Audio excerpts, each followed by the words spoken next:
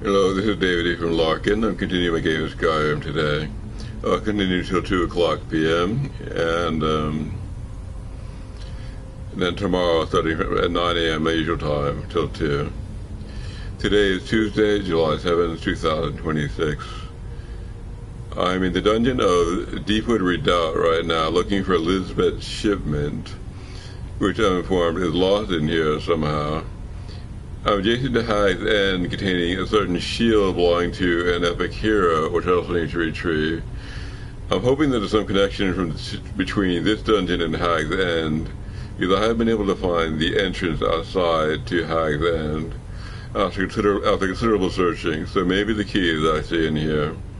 I hope that it will turn up. So I'm at the entrance of Deepwood Redoubt right now with Lydia, intent upon finding Elizabeth's shipment. It's in this dungeon somewhere. And before we begin, of course, I will read. I have two books today, which I read in advance. Fate of Thieves and the Book of Daedra. Fate of Thieves by Anis Noru. This looks interesting, said Indic, his eyes narrowing to observe the black caravan, making its way to the spires of the secluded castle. A gaudy alien coat of arms marked each carriage, the lacquer glistening in the light of the moon. Who do you suppose they are? They're obviously well off, smiled his partner, Harriet. Perhaps a new imperial cult, dedicated to the acquisition of wealth? Go into town and find out what you can about the castle, said Indic. I'll see if I can learn anything about who these strangers are. We meet on this hill tomorrow night. Harriet had two great skills, picking locks and picking information. By dusk of the following day, she had returned to the hill. Indic joined her an hour later. The place is called Alt Olira, she explained. It dates back to the Second Era, when a collection of nobles built it to protect themselves during one of the epidemics.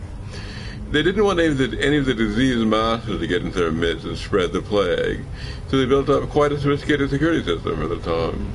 Of course, it's mostly fallen into ruin, but I have a good idea about what kind of locks and traps might still be operational. What did you find out? I wasn't nearly so successful, frowned Indic. No one seemed to have any idea about the group, even that they were here. I was about to give up, but at the Charter House I met a monk who said that his masters were a hermetic group called the Order of St. Adnua. I talked to him for some time. This fellow named Parathian. And it seems they're having some sort of ritual feast tonight. Are they wealthy? Asked Harriet impatiently. Embarrassingly so, according to the fellow, but they're only at the castle for tonight. I have my picks on me, winked Harriet. Opportunity has smiled on us. She drew a diagram of the castle in the dirt. The main hall and kitchen were near the front gate, and the stables and secured armory were in the back. The thieves had a system that never failed. Harriet would find a way into the castle and collect as much loot as possible, while Indic provided the distraction. He waited until his partner had scaled the wall before rapping on the gate. Perhaps this time it'd be a bard or a lost adventurer. The details were most fun to improvise. Harry heard Indic talking to the woman who came to the gate, but she was too far away to hear their words exchanged. He was evidently successful. A moment later, she heard the door shut. The man had charm. I should give him that. Only a few of the traps and locks the armory had been set. Undoubtedly, most of the keys had been lost in time. Whatever servants had been in charge of securing the Order's treasures had brought a few new locks to fix. It took extra time to maneuver the intricate hasps and bolts of the new traps before proceeding to the old but still working system. But Harriet found her heart beating with anticipation. Whatever lay beyond the door, she thought, must be of sufficient value to merit such protection. When at last the door swung quietly open, the thief found her average dreams paled to reality. A mountain of golden treasure, ancient relics glimmering with untapped magic, weaponry of matchless quality, gemstones and phosphorus, row after row of strange potions, and stacks of valuable documents and scrolls. She was so enthralled by the sight she did not hear the man behind her approach. You must be Lady Tressid, said the voice, and she jumped. It was a monk in a black hooded robe, intricately woven with silver and gold threads. For a moment she could not speak. This was the sort of encounter that Indic loved, but she could think and do nothing but nod her head when she looked like certainty. "I'm afraid I'm a little lost," she stammered. "I can see that," the man laughed. "That's the armory. I'll show you the way to the dining hall." "We were afraid you weren't going to arrive. The feast is nearly over." Harry followed them across the courtyard to the double doors leading to the dining hall. A robe, identical to the one he was wearing, hung on a hook outside, and he handed it to her with a knowing smile. He slipped it on. She mimicked him, and she lowered the hood over her head and entered the hall. Torches illuminated the figures within around the large table. Each wore the uniform black robe that covered all features. And from the look of things, the feast was over. Empty plates, platters, and glasses filled every inch of the wood with only the faintest spots and dribbles of the food remaining. It was the breaking of a fast scene. For a moment, Harry stopped to think about the poor lost Lady Trusted, who had missed her opportunity for gluttony. The only unusual item on the table was a centerpiece, a huge golden hourglass which on its last minute's worth of sand. Though each person looked alike, some were sleeping, some were chatting merrily to one another, and one was playing a lute. Indic's lute, she noticed, and then noticed Indic's ring on the man's finger. Harry was suddenly grateful for the anonymity of the hood. Perhaps Indic would not realize it was she, and that she had blundered. "Trusted," said the young man to Samuel, who turned his one to her and burst into applause. The conscious members of the order rose to kiss her hand and introduced themselves. "Nirlaw, Strulek, Kyler," the names of a stranger, "Toniop, Hittilis, Noidharop."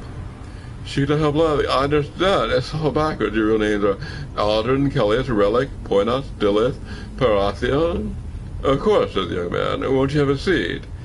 "Say," giggled Harry, "I'm getting the spirit of the mask, and taking an empty chair.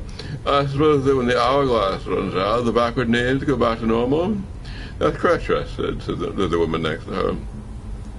It's one of our order's little amusements. This castle seemed like the appropriately ironic venue for our feast, device it was to shun the plague victims who were, in their way, a walking dead. Her eye felt so lightheaded from the odor of the torches and bumped into the sleepy man next to her. He fell face forward onto the table. "Poor Osiris Swift," said a neighboring man helping to prop the body up. "He's given us so much." Hale stumbled to her feet and began walking uncertainly for the front gate. "Where are you going, Trusted?" asked one of the figures, his voice taking an unpleasantly mocking quality. "My name isn't Trusted," she mumbled, gripping Indic's arm. "I'm sorry, partner, we need to go." The last crumb of sand fell in the hourglass as the man pulled back his hood. It was not Indic, it was not even human, but a stretched grotesquerie of a man, with hungry eyes and a wide mouth filled with such-like fangs.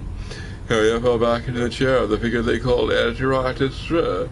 His hood fell open, revealing the pallid, bloodless face of Indic. As he began to scream, they fell on her. In the last living moment, Harry finally spelled Trusted backwards.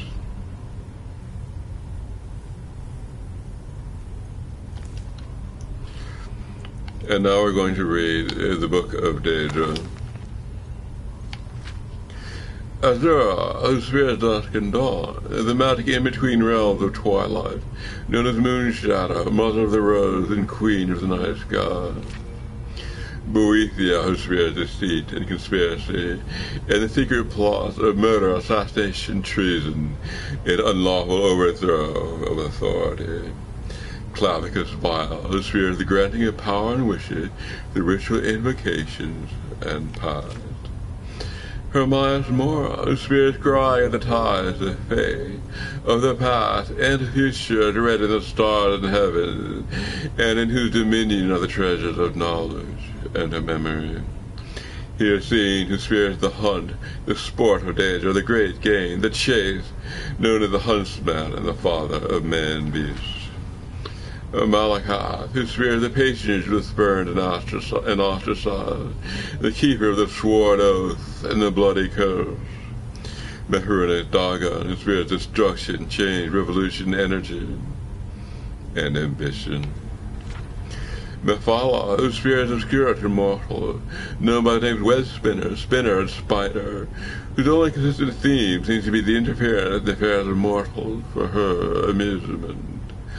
Meridia, the spirit obscure to mortals, is associated with the energies of living things. Moloch Baal, the spirit the domination and enslavement of mortals. He desired the harvest of souls of mortals, to bring mortal souls with his sway by spreading seeds of strife and discord in the mortal realm. The mirror, a spirit of the ancient darkness, known as the spirit today, a ruler of sundry dark and shadowy spirits, associated with spiders, insects, slugs, and other repulsive creatures, which inspire mortals' instinctive revulsion. The nocturnal spirit of night and darkness is known as the night mistress.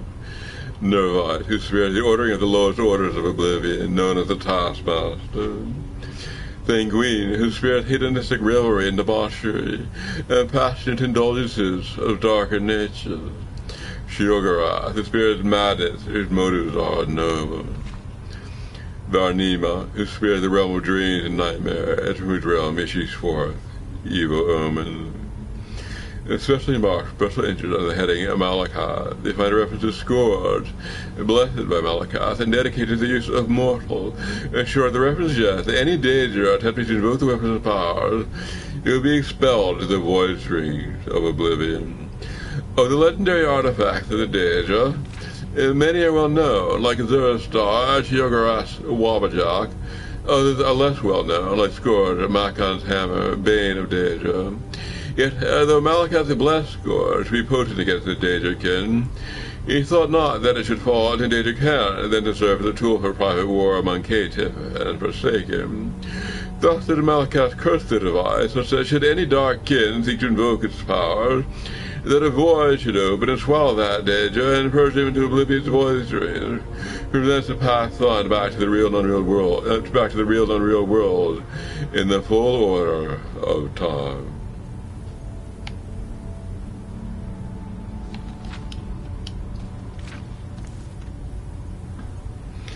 Alright, that concludes our reading. We're now plumb Deepwood Redoubt, looking for Elizabeth Shipment, and hopefully some access to the adjoining Hag's End, where we can find a certain shield belonging to an ancient epicure name I can't remember right now. So, we begin.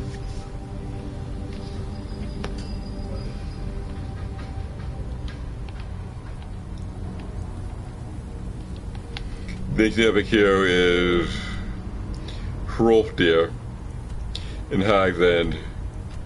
This is Deepwood Redoubt, and I'm looking for Elizabeth Shipment in Deepwood Redoubt. Right next to Hag's End, and it might offer some kind of access. We have that. We will probably go here, kill the leader of Dragonbridge Overlook, and then who knows where.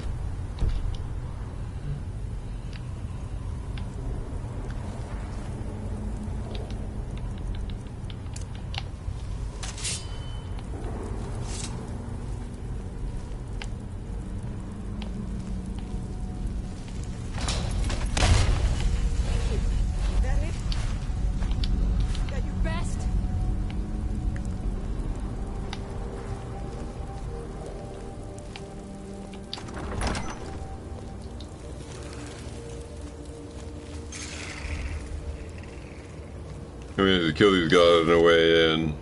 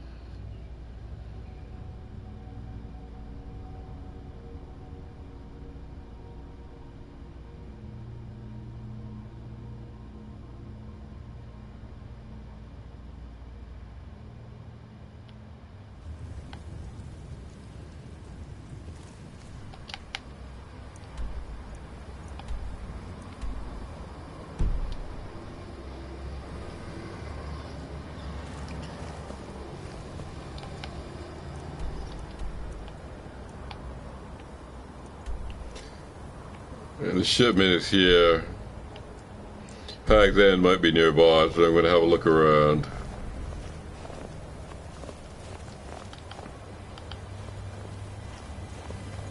I've never seen anything quite like that.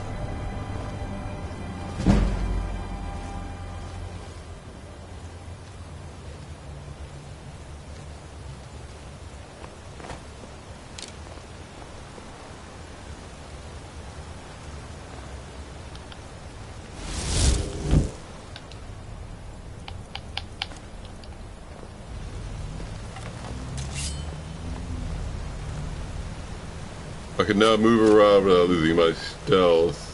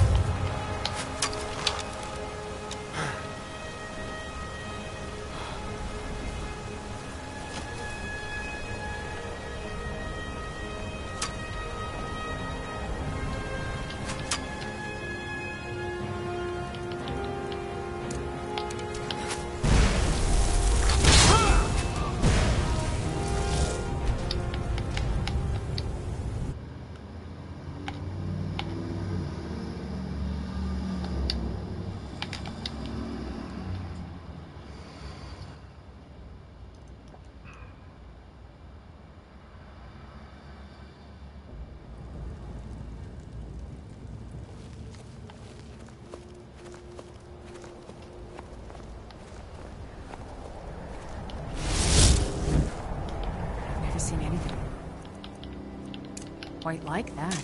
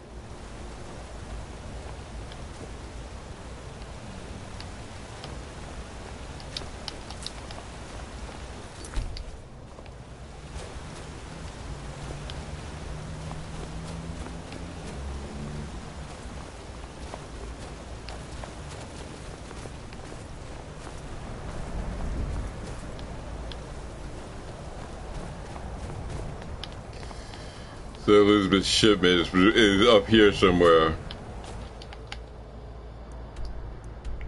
Here. I knew it.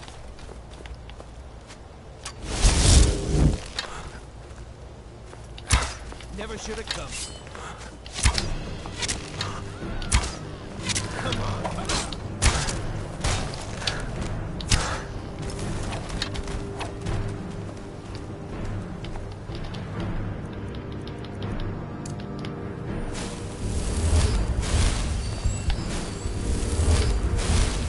Prepare to die.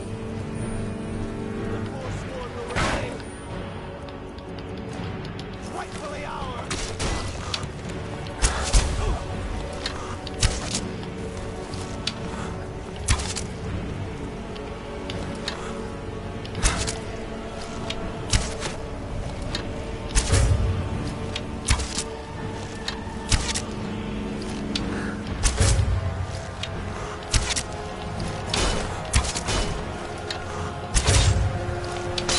Prepare to die.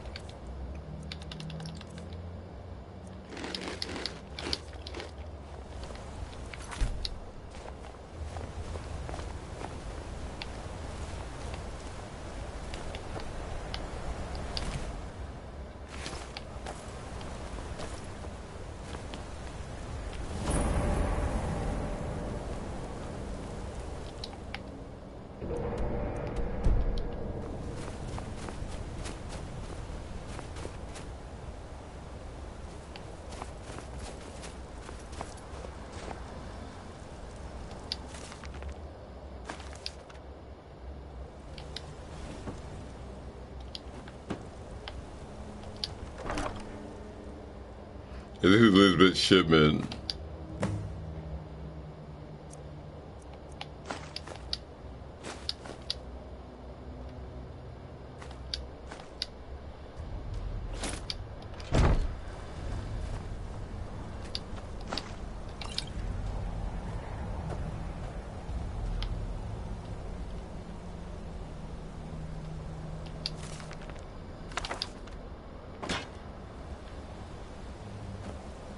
Still here. I need to trade some things with you. How can I serve you, my Thane?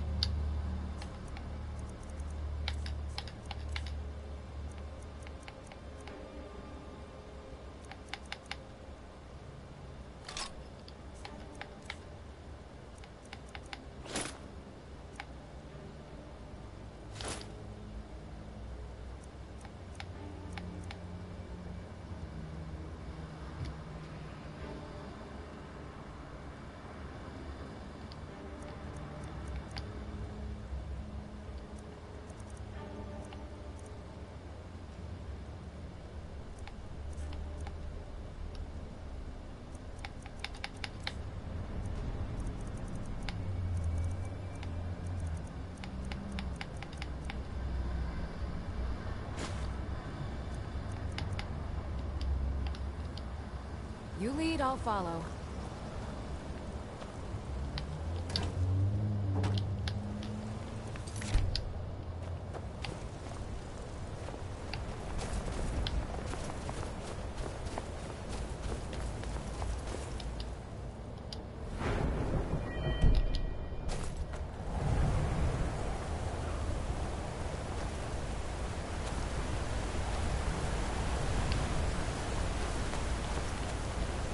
This is High Zen containing the great shield.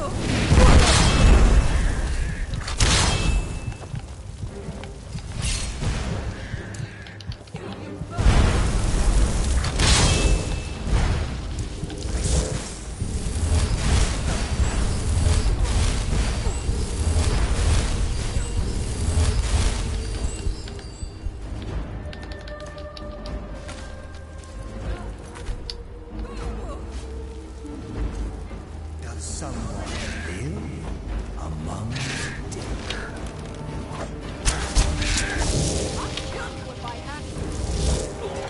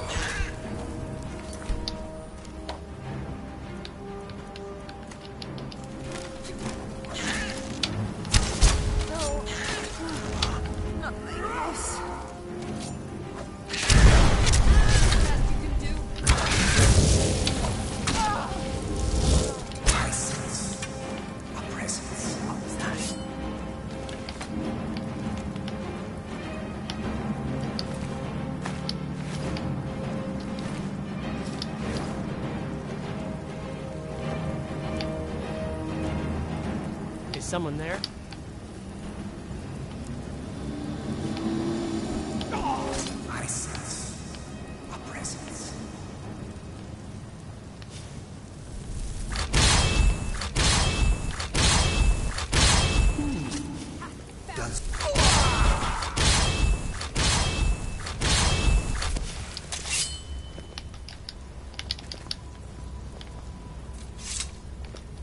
I'm right behind you.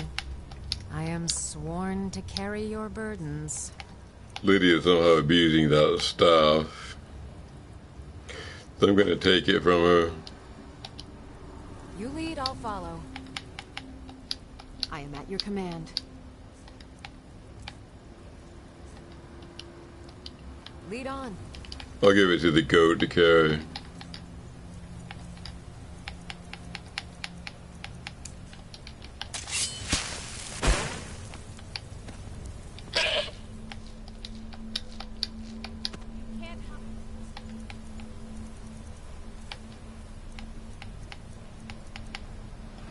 It was fully loaded.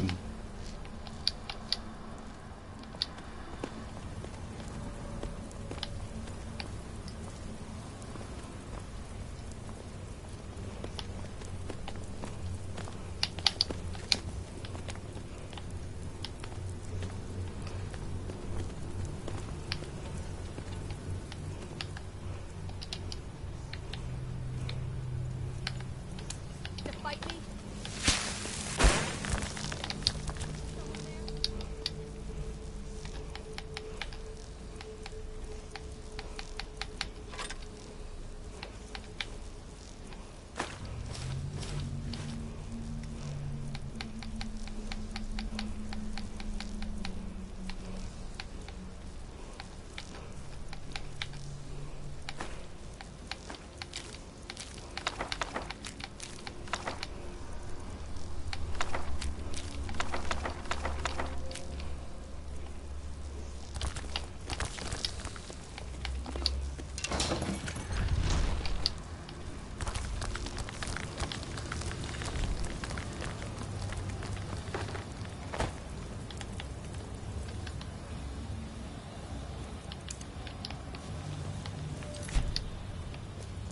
You think you stand a chance?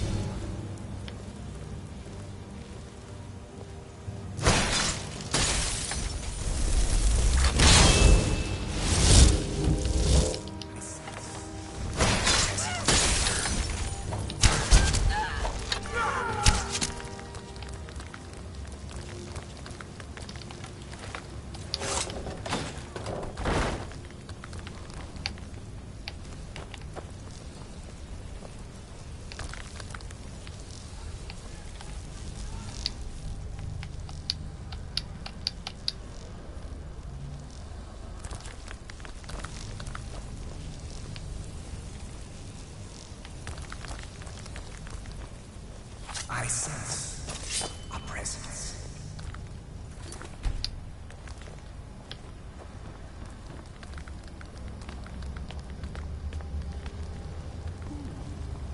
Does someone live?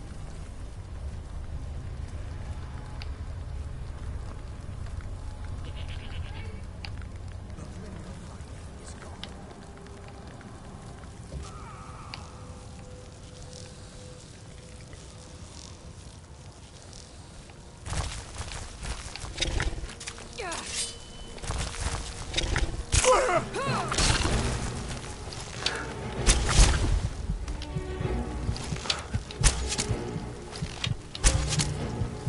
You won't get the better of me!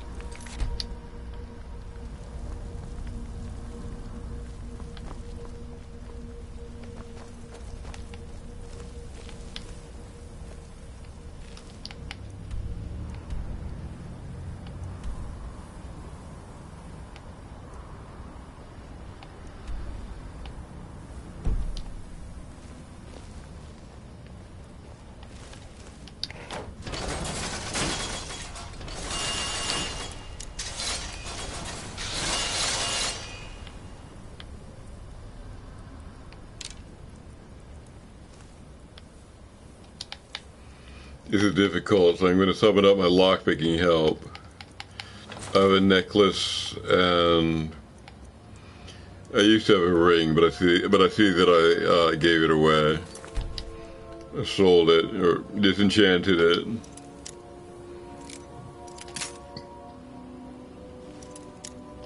Actually, I think I have a potion.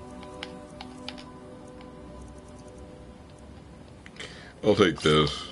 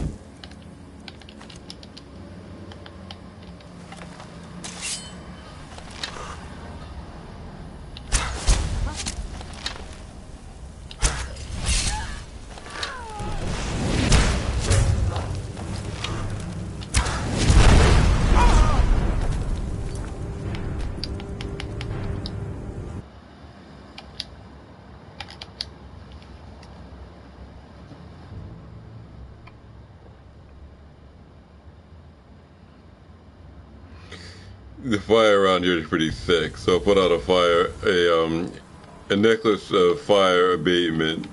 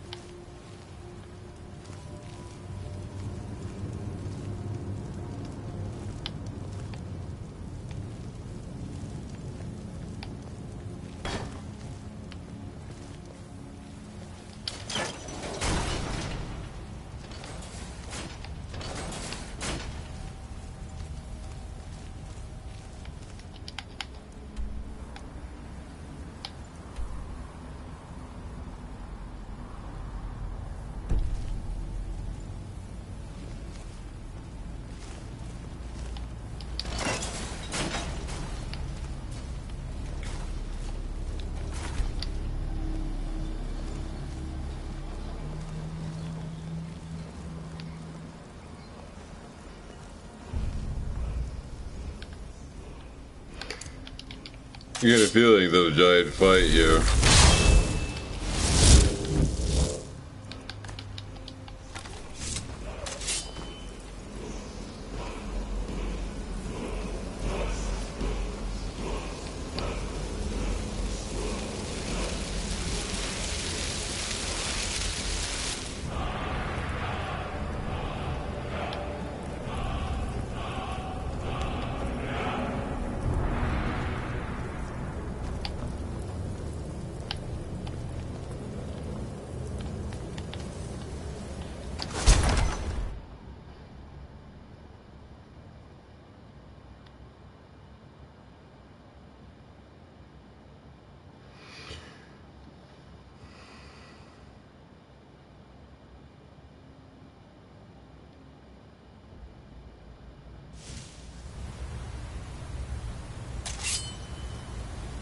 Maybe here.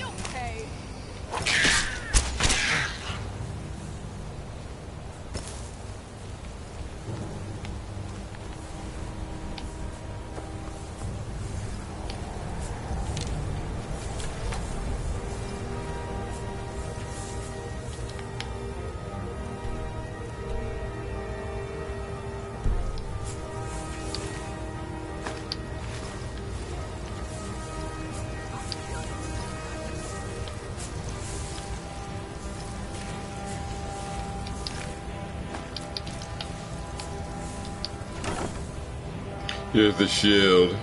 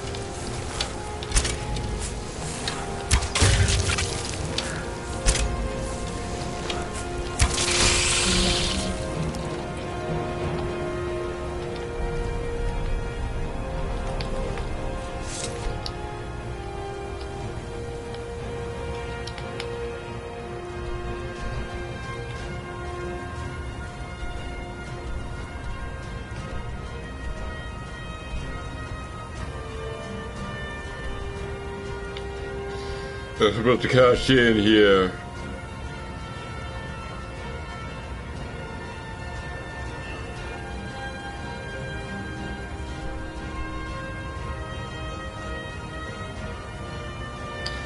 I'm gonna go back here, get my horse. Somehow I get to here. and then go back to cash in, and maybe talk to the Jarl down here.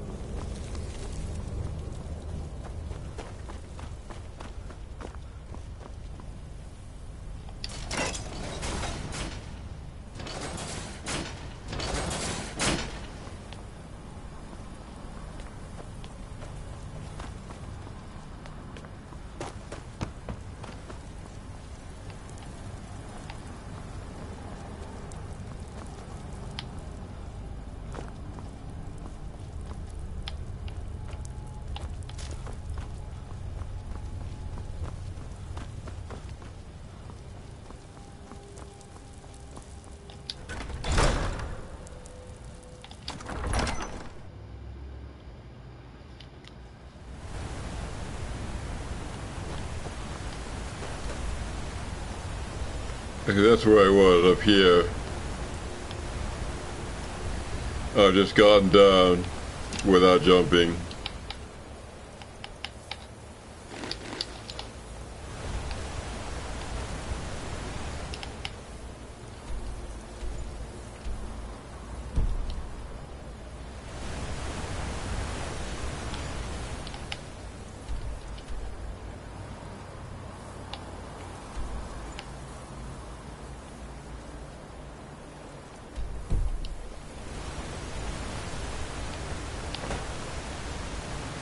Should have come here.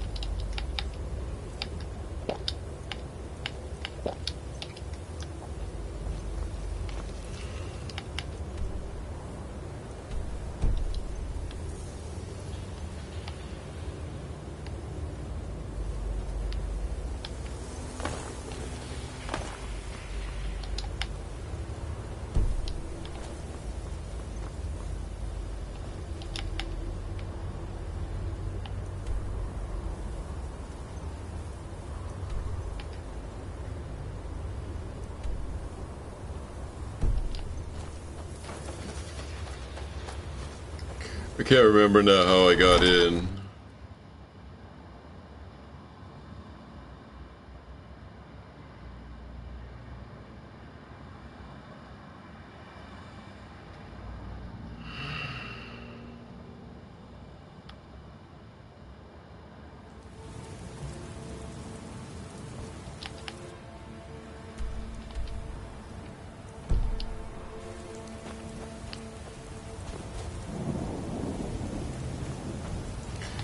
Here we go.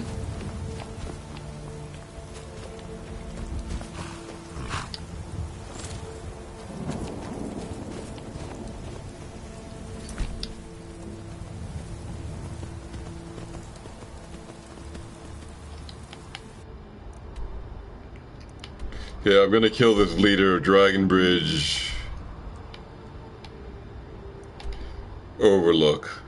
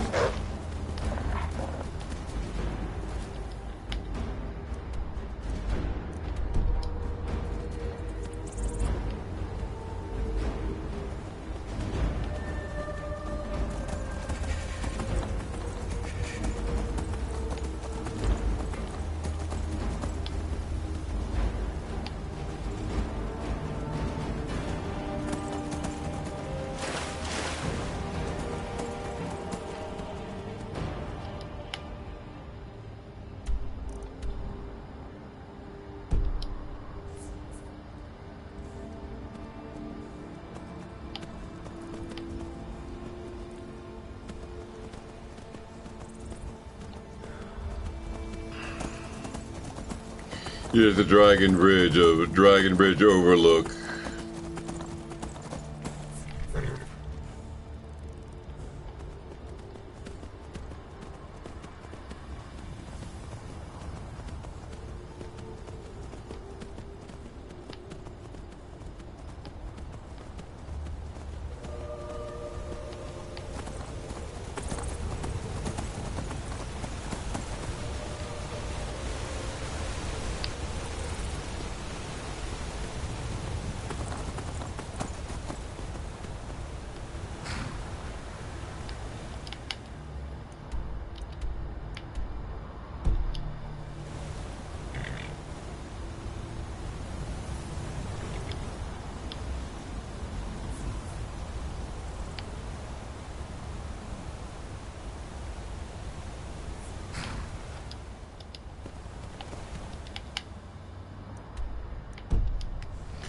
So I need to get up here somehow.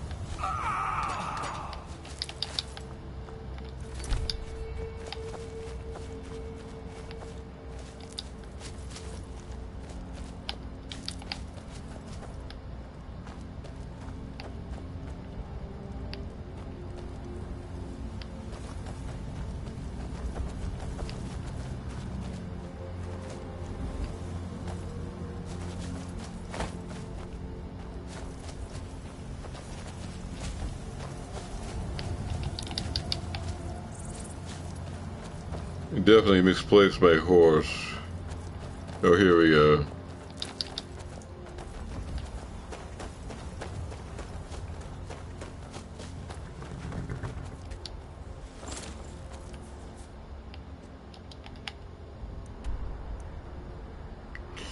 Alright, pretty much clear objectives around here. I'm gonna ride out east to Morthal, talk to Jarl, then go northwest and wrap up these guys. So first I head out east to Markarth.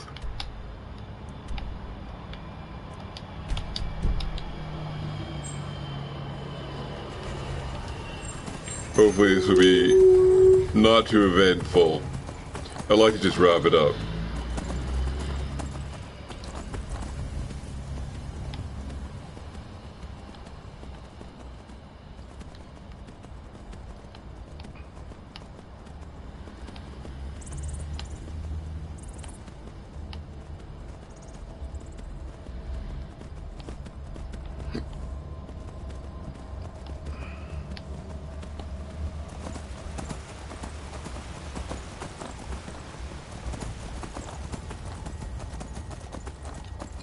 I'll try this road here, taking a southerly route.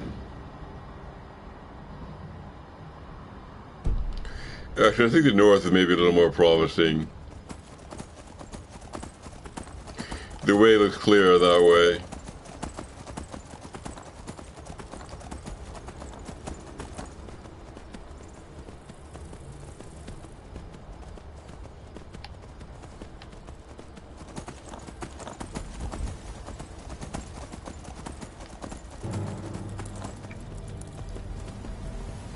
That's heading due east. That's pretty much where I want to go.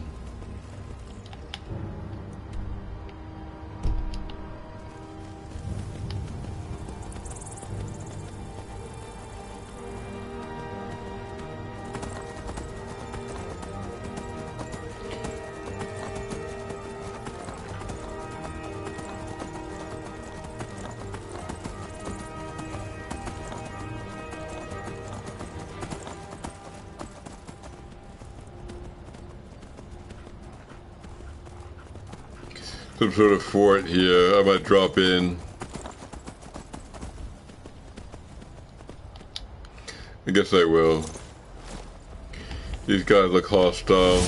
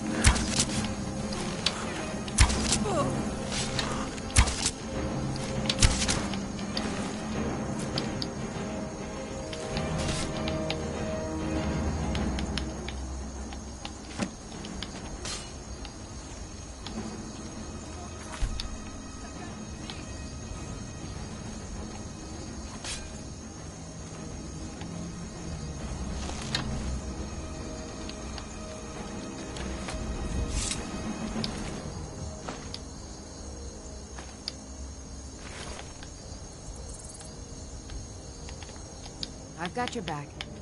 I am sworn to carry your burdens.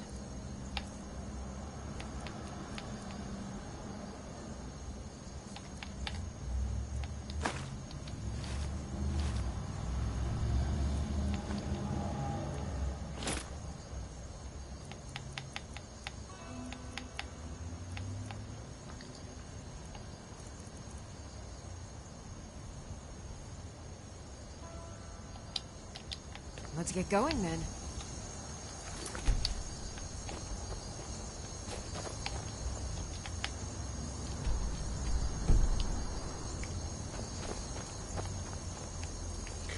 Something in there.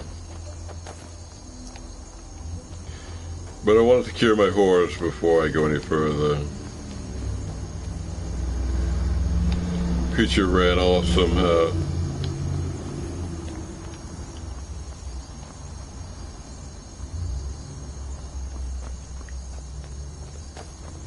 Here. Actually got killed. That is unfortunate. I guess I'm on foot now.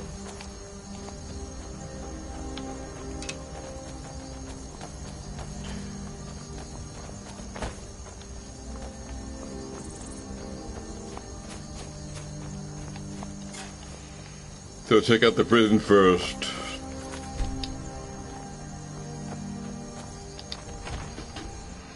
And then the main fort. And I'll uncover what I uncover.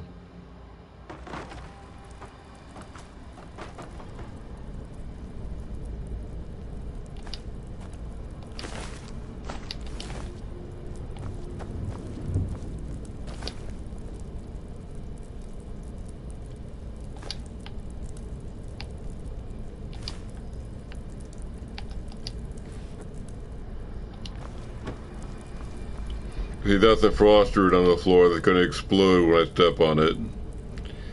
So I'll hit it from a distance.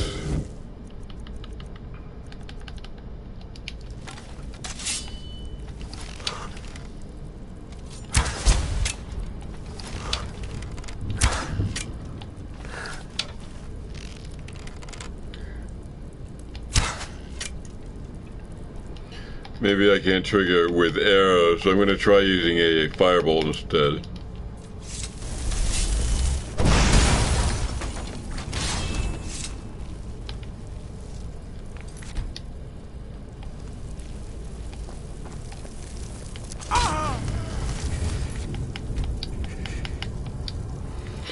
That incurred the ire of somebody.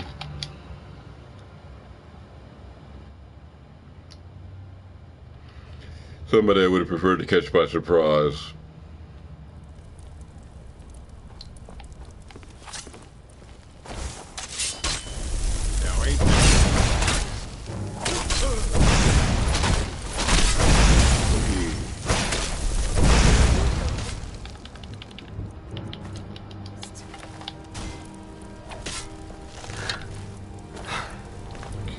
This guy.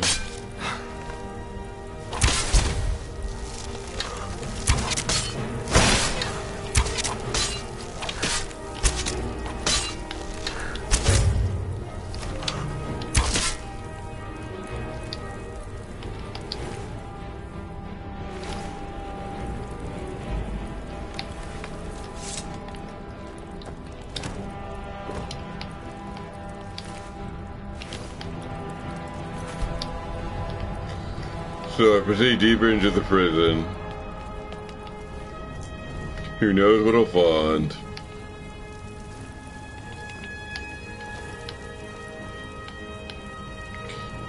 The firmament I've already read.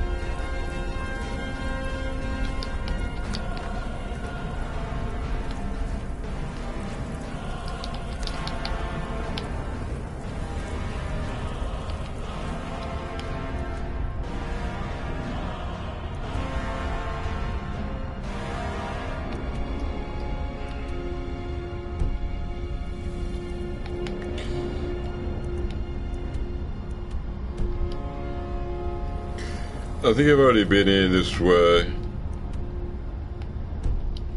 Coming in the far side, I killed somebody. So I'm not going to go there again. Excuse my way past Lydia, and then I'm going to enter into the proper fort now. That was the other door in the courtyard.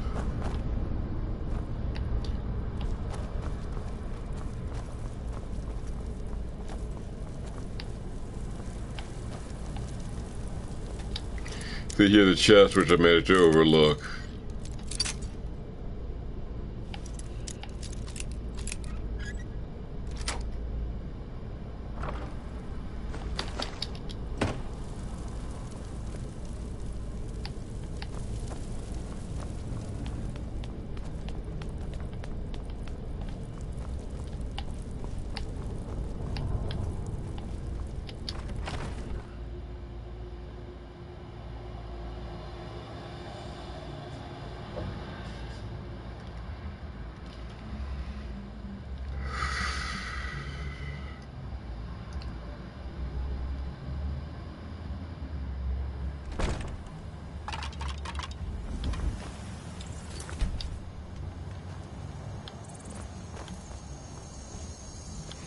Okay, this is a proper fort. Fort Snowbank, or Snowhawk.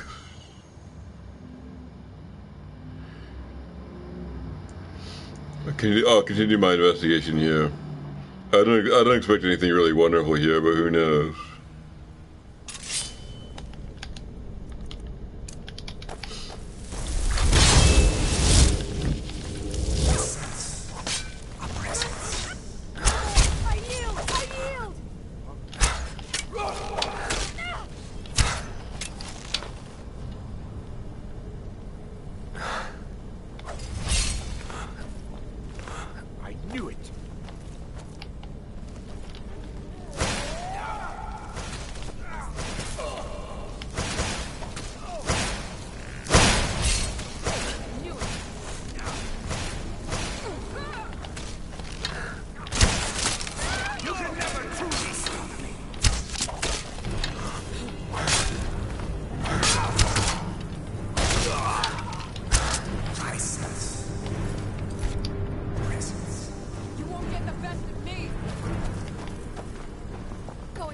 enjoy killing you. The endless sleep comes for us all. You think you stand a chance? Does someone live among the dead?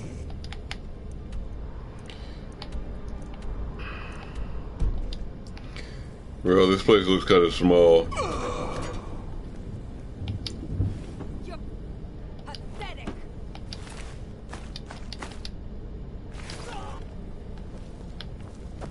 Where are you? But who knows? You can't hide from me. You can't beat me! Prepare to die.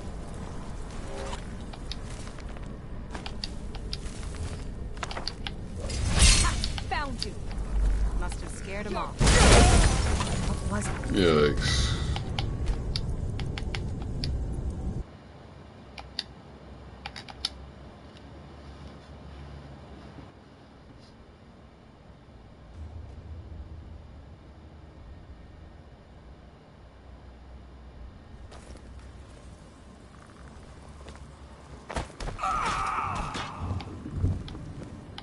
Going to enjoy killing you.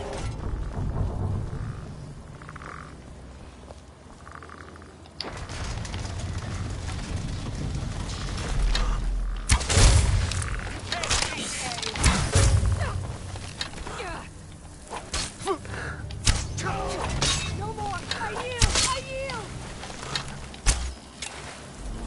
Are you prepared to die?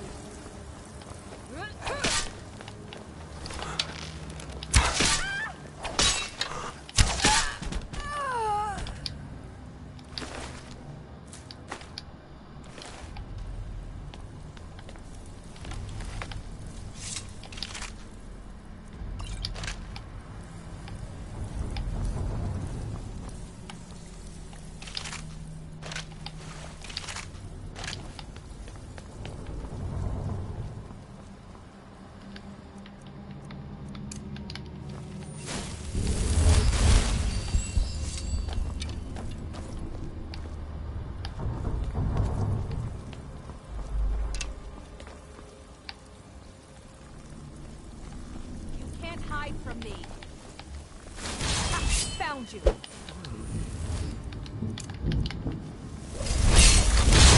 Killing you. I sense.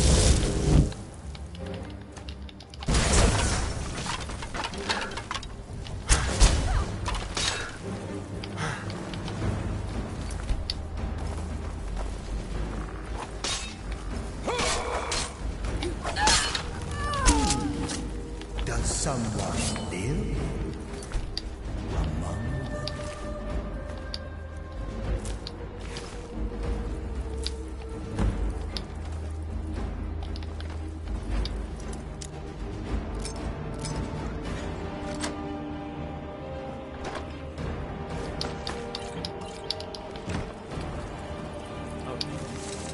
Presence. presence?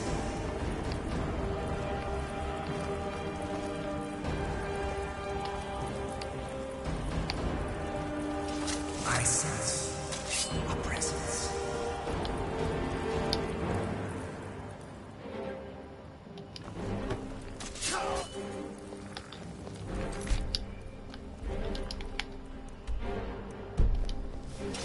I sense a presence.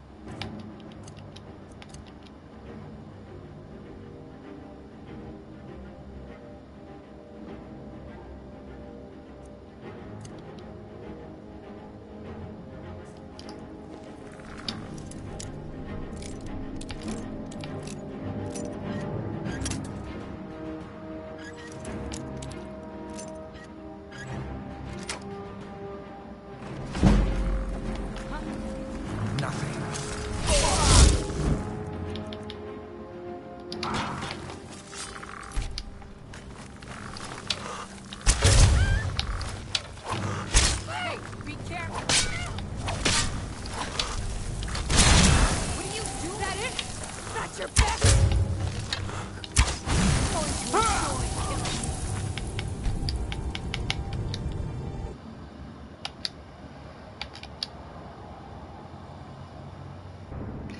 This seems to be the chamber of the arch necromancer, who no doubt put up the stiffest fight we found anywhere in this tower.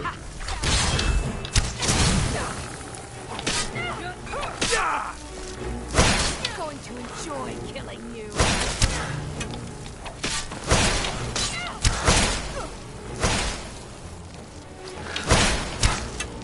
She's a powerful frost mage, so I'm going to put on my necklace of frost suppression to increase the chances I'll survive one of her bolts. Got your back.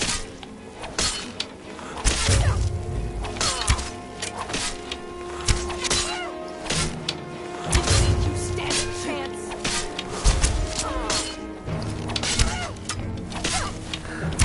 No more.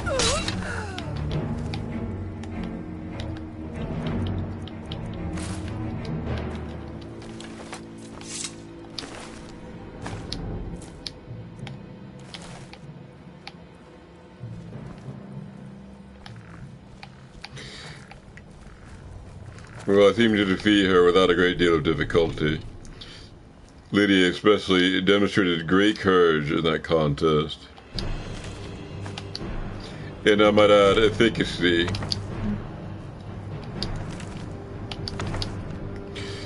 Now I'm going to raid the library here, which seems to be very well stocked.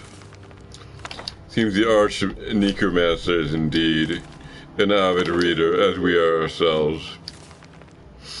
I'll have to have Lydia carry these. They seem to be exceptionally heavy. In all.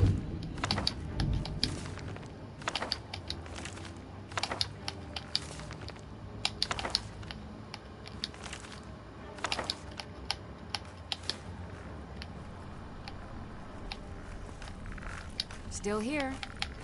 I need to trade some things with you. I am sworn to carry your burdens.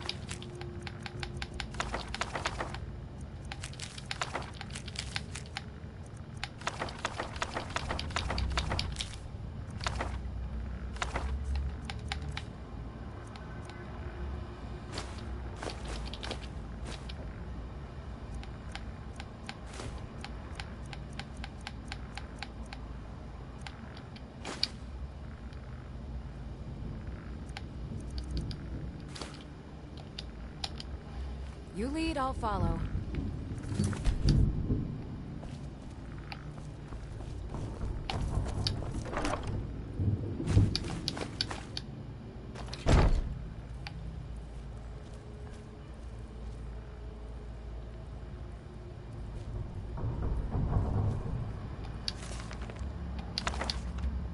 Oh.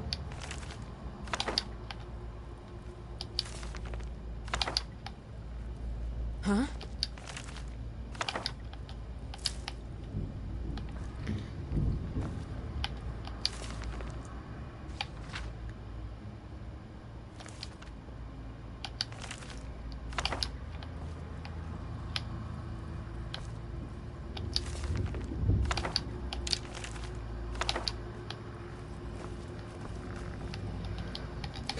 I'll try to put the library onto the backs of the back of my patient animal friend Scritch. This exoskeever will bear my literary burden, hopefully back to civilization. If he's not overly taxed already, which he is. So I send him back to Breeze home. Try someone else.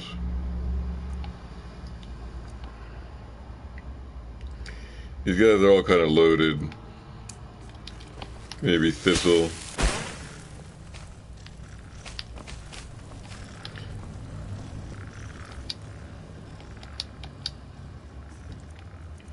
Thistle seems to be loaded also.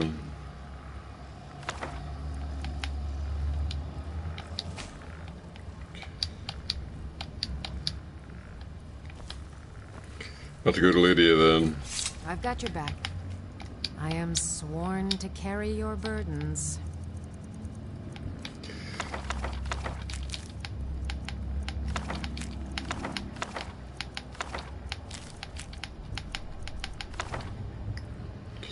Alright. I guess we're ready to proceed. Lead, I'll follow.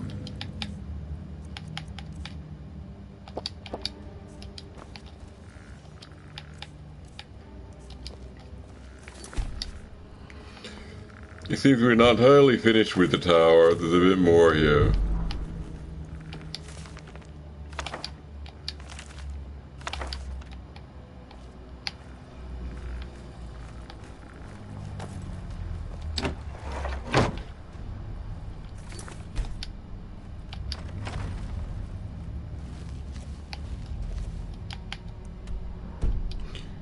Oh, I should say the fort.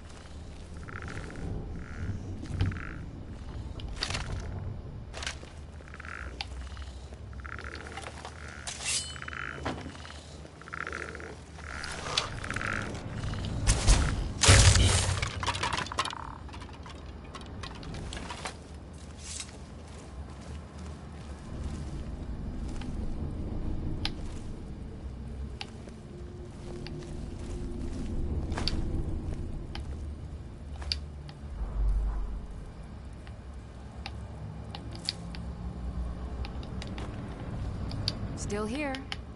I am at your command.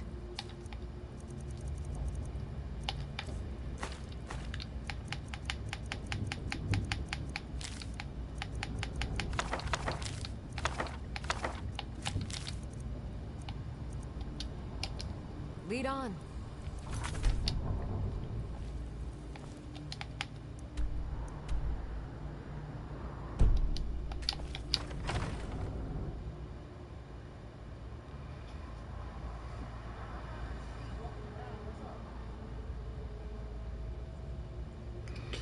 Oh, I get the tower soon. I can install some stuff. I have a problem carrying too much weight.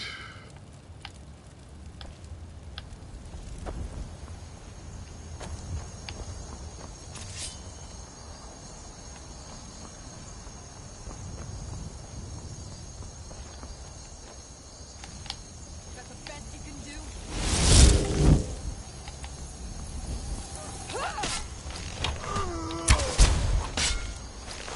Skyrim belongs to the Lord!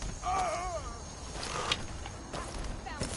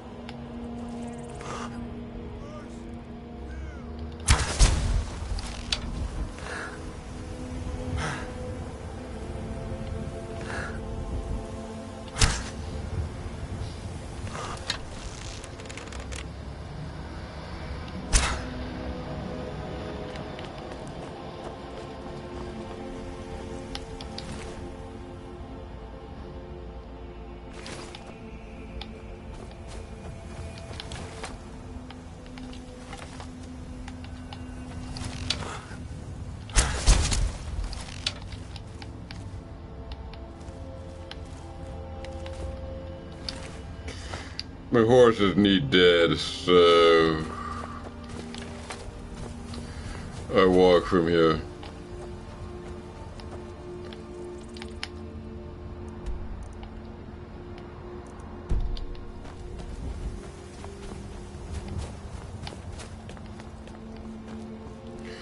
Lydia was fighting one of the last of these mages when I last saw her.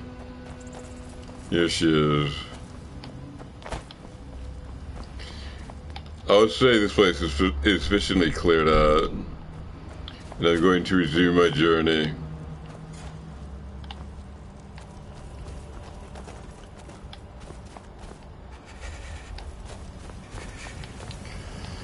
My horse, unfortunately, is the casualty of my storming of this place.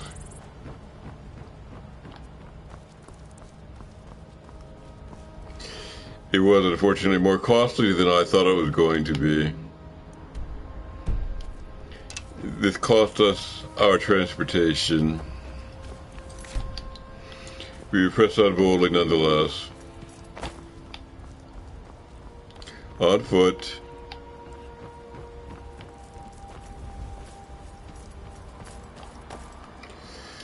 We go east to Morthal.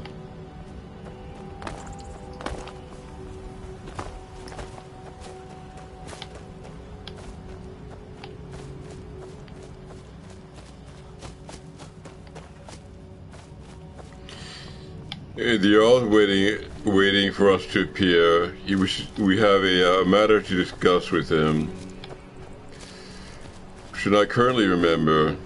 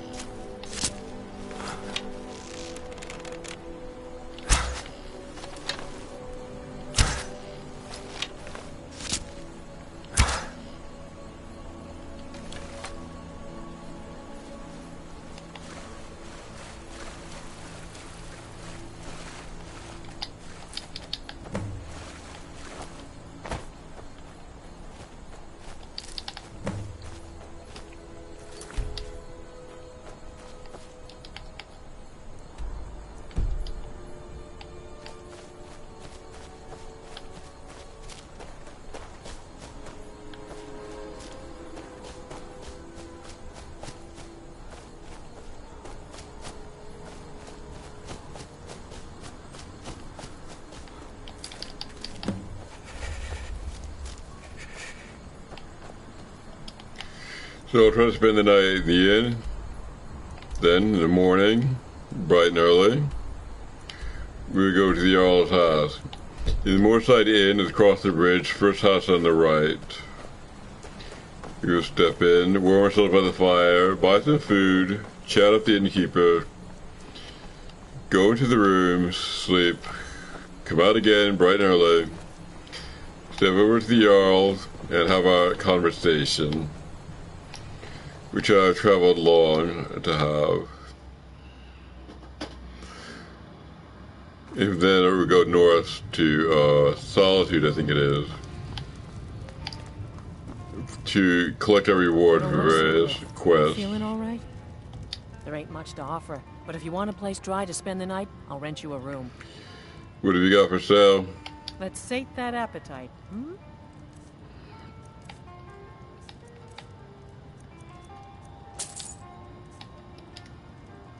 I'd like to rent a room. Sure thing. It's yours for a day. I'll show you to your room. Right this way.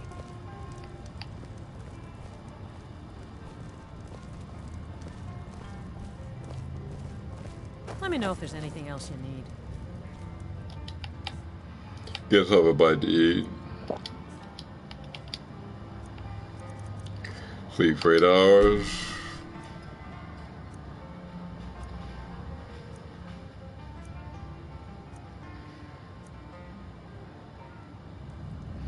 Here we are.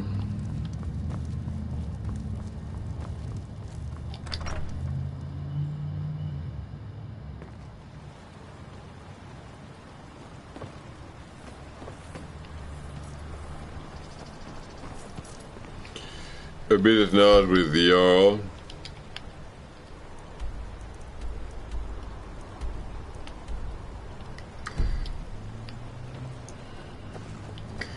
That would be in this house here, which the guard is standing next to. Valiant says I'm good at learning. I like learning about Agate.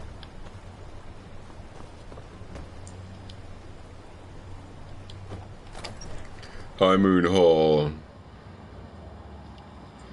I think we're just about out of time. So as soon as conference is over, I'm going to stop.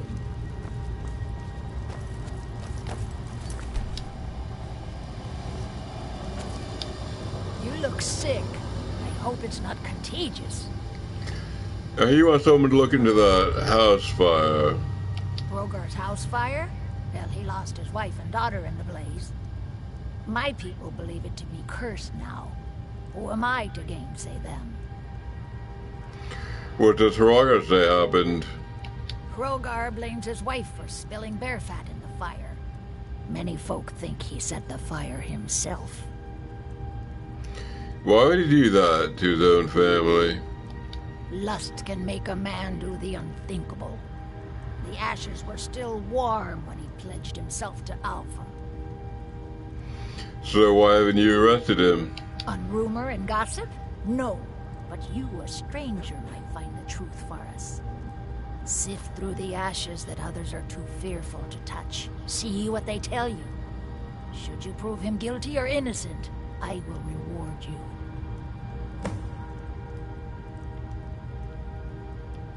Rogar's fate is in your hands. I see this quest is actually local. It should be kind of short, but I don't have time for it anyway. I'm done for today.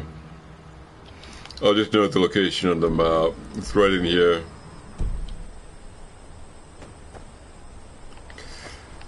I grab a couple of books from Lydia. I've got your back. I am at your command.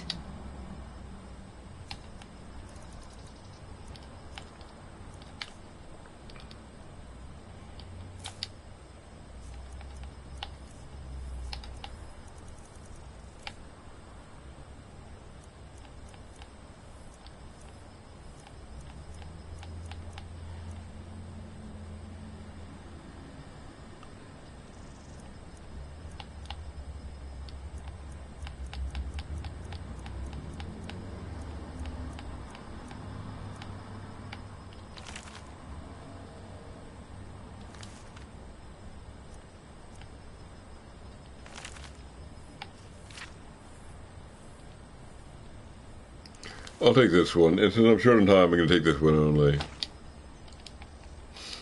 Let's get going then. See if I can stick to this.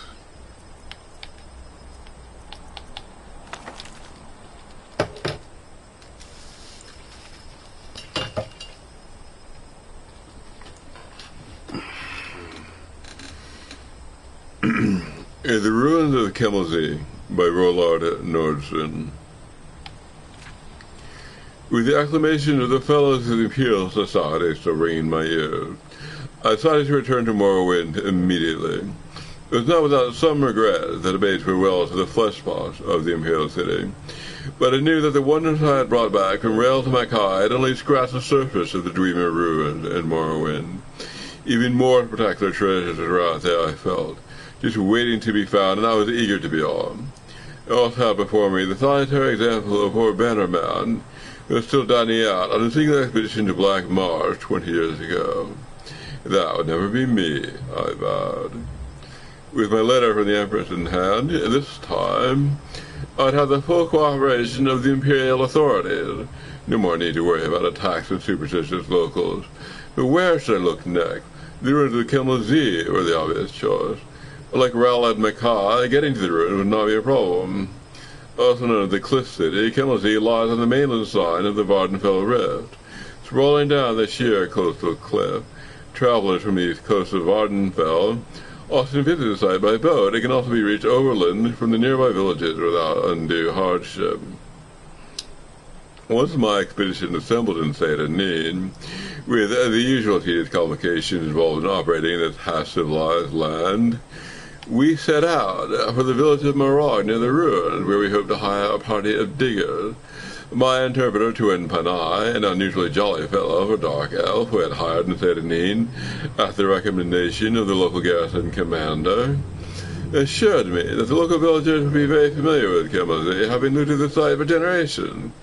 Incidentally, 10 penny, as we soon came to call him, to his constant amusement, proved invaluable, and I'd recommend him without hesitation to any of my colleagues who were planning similar expeditions to the wilds of Morrowind.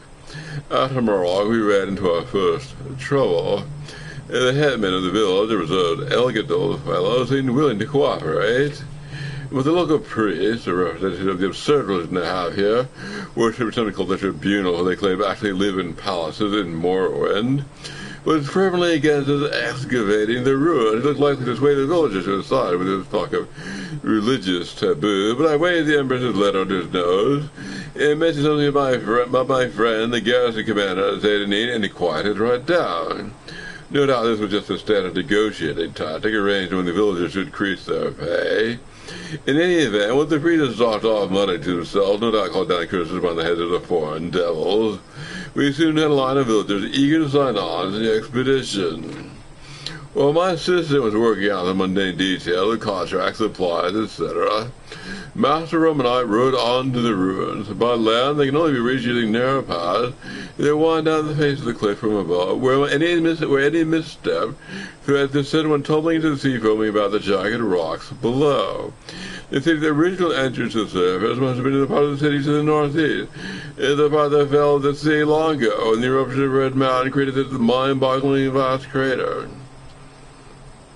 After successfully navigating the treacherous path, we found ourselves in a large chamber, open to the sky on one side, disappearing into the darkness on the other. As we stepped forward, our boots crunched on piles of broken metal. As common in dwarven ruins as potsherds and other ancient sites, this is obviously where the looters brought their finds from deeper levels, stripping off the valuable outer casing of the dwarven mechanism and leaving the innards here, easier than lugging the intact mechanism back up to the top of the cliff. I lost myself, thinking of the many warriors and willingly walk around Tamriel with a piece of dwarven mechanisms on their back, where that, of course, what most dwarven armor really is. Just the armored shells of ancient mechanical men. I sobered when I thought of how exceedingly valuable an intact mechanism would be. This place was obviously full of dwarven devices. Judging from the litter covering the floor of this vast chamber, I reminded myself. Looters been working over the site for a century. Just the casing alone would be worth a small fortune sold as armor. Most dwarven armor is made of mismatched pieces from various devices, and its reputation for being bulky and unwieldy, but a match set from an intact mechanism worth more than the weight of gold, but the pieces all fit together smoothly, and the wearer hardly notices the bulk. Of course, I had no intention of destroying my finds for armor, no matter how valuable. I was bringing it back to the Society for Scientific Study. I managed to start to cry to my colleagues as I unveiled it as my next lecture and smiled again. I picked up a discarded gear from the piles at my feet. It still gleamed brightly, as if new made. The dwarven allies resisted the corrosion of time. I wondered what secrets remained, hidden in the maze of chambers that lay before me, to find the efforts of looters, waiting to gleam again in the light they had not seen in long eons, waiting for me. It remained only to find them with a face gesture to Master Rum to follow. I strode forward into the gloom. Master Rum, Tenpenny, and I spent several days exploring the ruins, while my assistant set up camp at the top of the cliff and hauled supplies equipment from the village. I was looking for a promising area to begin excavation of block passage quarter untouched by looters that might lead to completely untouched areas of the ruin. We found two such areas early on, but soon discovered that many winding passages bypassed the blockage and gave access to the ruins behind. Nevertheless, even these outer areas were most part to have cleaned up artifacts, but generations of looters were full of interest. The professional archaeologist behind a massive bronze door, burst from its hinges by some ancient turmoil of the earth. We discovered a large chamber with exquisite wall carving, which impressed even the jaded Tenpenny, who claimed to have explored every dwarven ruin in Morrowind. They seemed to depict an ancient ritual of some kind, with long line of classically bearded dwarven elders processing down the side of walls, all seemingly bowed to the giant form of a god carved to the front wall of the chamber, who was caught in the act of stepping forth from the crater of a mountain in a cloud of smoke or steam. According to Master Rome, there are no known depictions of dwarven religious rituals. This was an exciting find indeed. I set a team to work prying the card panels from the wall, but they were unable to even crack the surface. On closer examination, the chamber appeared to be faced with a metallic substance with the texture and feel of stone, impervious to any of our tools. I considered having Master Rome try his blasting magic on the walls, decided the risk of destroying the carving was too great. Much I would have preferred to bring them back to the Imperial City. I had to settle for taking rubbings of the carving. If my colleagues in society showed enough interest, I'm sure a specialist could be found. Perhaps a master alchemist could find a way to safely remove the panels. I found another curious room at the top of a long winding stair, barely possible due to the fall of rubble from the roof. At the top of the stair was a domed chamber with a large wood mechanism at its center. Painted constellations were still visible in some place on the surface of the dome. Master Rome and I agreed that this must have been some kind of observatory, and the mechanism was therefore the remains of a dwarven telescope. To remove it from the ruin down the narrow stairway would require a complete disassembly, which in fact no doubt had preserved it from the intentions of looters, so I decided to leave it in place for the time being. The existence of this observatory suggests, however, that this room had once been above the surface. Closer examination of the structure revealed this was indeed a building, not an excavated chamber. The only other doorways from the room were completely blocked, and careful measurements from the top of the cliff to the entry room and then to the observatory revealed that we were still more than 250 feet below the present ground level, a sobering reminder of the forgotten fury of Red Mountain. This discovery led us to focus our attention downwards. We now knew approximately where the ancient surface lay. We could rule out many of the higher blocked passages. One wide passage, impressively flayed with carved pillars, particularly drew my interest, ended in a massive rockfall. We could see where looters had begun and then abandoned a tunnel through this debris. With my team of diggers and Master Rome's major to assist, I believe we could succeed where our predecessors had failed. I therefore set my team of dark elves to work at clearing the passage, relieved finally to be beginning the real exploration of Camel Sea. Soon, I hope, my boots will be straight up done that laid undisturbed in the dawn of time. With exciting prospect before me, I may have driven my diggers a bit too hard. Tenpenny reported that they were beginning to grumble about the long days, and that some were talking of quitting, knowing from experience that nothing but hard back into these doors like a taste of the lodge. I had the ringleaders whipped, and the rest confined to the ruin until they finished clearing the passageway. They stood now for my foresight in requisitioning a few legionnaires from state and name. They were seldom at first, but with the promise of an extra day's wages when they broke through, they soon set to work with a will. These measures may sound harsh when readers back in the comfort of civilization. Let me assure you there's no other way to get these people to stay to a task. The blockage was much worse than I first thought, and in the end it took almost 2 weeks to clear the passage. The diggers were as excited as I was when their picks finally broke through the fire and into emptiness, and we shared around the local liquor together a foul concoction ensured to show that all was forgiven. I could hardly restrain my eagerness to enlarge the whole tunnel entry into the chamber beyond, with the passage leading to entire new levels of the ancient city, filled with artifacts led by the vanished doors. It would be only a dead end, some side passage leading nowhere. My excitement grew as I slid through the hole and crouched for a moment in the darkness beyond. From the echoing sounds of stones rattling beneath my feet, I was in a large room, perhaps very large. I stood up carefully and unhooded my lantern. As the light flooded the chamber, I looked around and thought to me, here were wonders beyond even my wildest dreams. As the light from my lamp filled the chamber beyond the rockfall, I looked around in astonishment.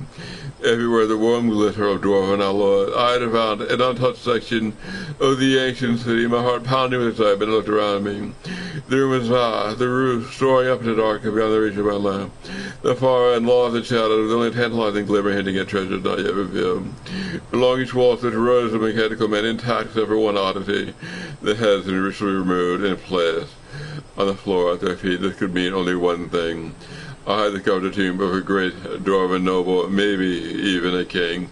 Bales of the type had been discovered before, most famously Ransom's expedition to Hammerfell, but no completely intact tomb had ever been found, until now. But if this was truly a royal burial, where was the tomb? I stepped forward gingerly, the rows of headless bodies, standing silently as they had for eons, their disembodied eyes seeming to watch me as I passed. I heard wild tales of the curse of the dwarf, but had always laughed it off as superstition, but now breathed the same air as the mysterious builders of the city. We'd lain undisturbed in the cataclysm that spelled, and their doom I felt a twinge of fear. There was some power here, I felt, something malevolent that resented my presence. I stopped for a moment and listened. All was silent, except it seemed I heard a faint hiss. Regular as breathing, I fought down a sudden surge of panic. I was unarmed, not thinking of danger in my haste to explore past the locked passage. Sweat dripped down my face. I scanned the gloom for any movement. The room was warm, but I suddenly noticed much warmer than the rest of the labyrinth thus far. My excitement returned, but I found a section of the city still connected to a functioning steam grid. Pipes ran along the walls. In all sections of the city, I walked over and placed my hand on one. It was hot, almost too hot to touch. Now I saw that in places where the ancient pipe being corroded, small jets of steam were escaping the sound I had heard. I laughed at my incredulity. I now advanced quickly to the far end of the room, giving a cheerful salute to the ranks of mechanical soldiers who had appeared so menacing only moments before. I smiled with triumph, the light spread back the darkness of centuries to reveal the giant effigy of a dwarven king, standing on a raised dais, his metal hand clutching its rod of office. This was the prize indeed. I circled the dais slowly, admiring the craftsmanship of the ancient door, the golden king, such 20 feet tall under a freestanding domed cupola, his long upswept beard jutting forward proudly as the glittering metal eyes seemed to follow me.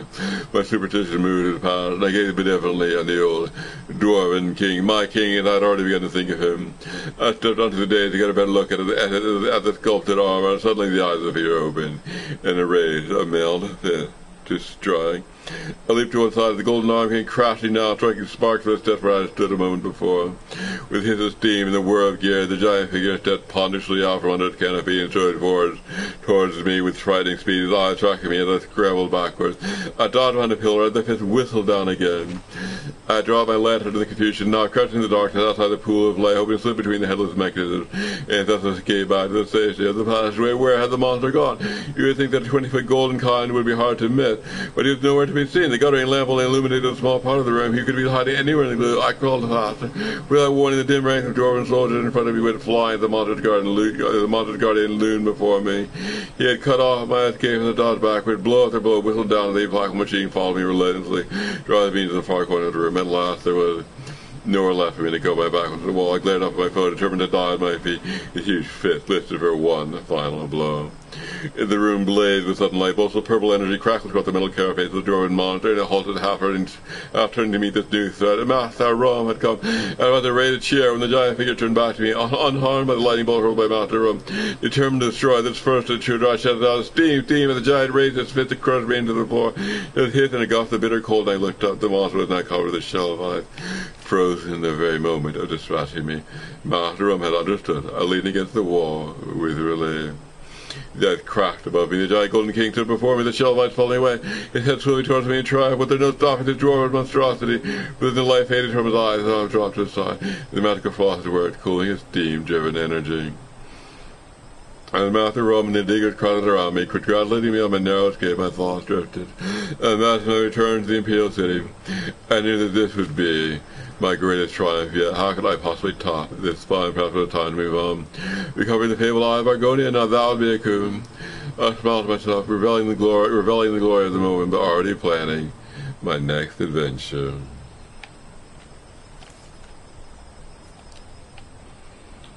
Alright, that was indeed a wonderful story. And we are indeed here, ready to begin our quest next time, quite nearby, investigating this burned house.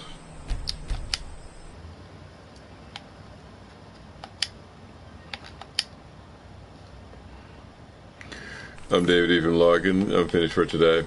I'll play tomorrow. That